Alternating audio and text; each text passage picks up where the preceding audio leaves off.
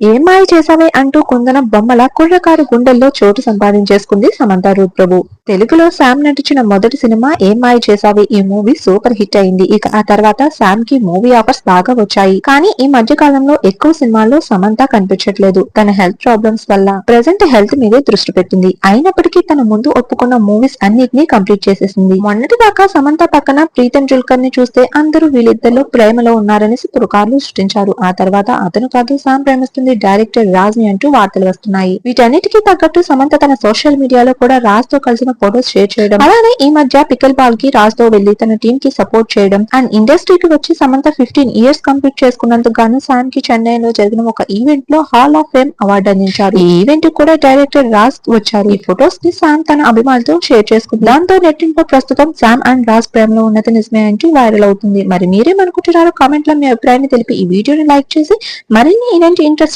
Updates ని మీరు miss కాకుండా ఉండాలంటే మన ఛానల్ ని సబ్స్క్రైబ్ చేసుకుని పక్కనే ఉన్న బెల్ ఐకాన్ ని యాక్టివేట్ చేసుకోండి.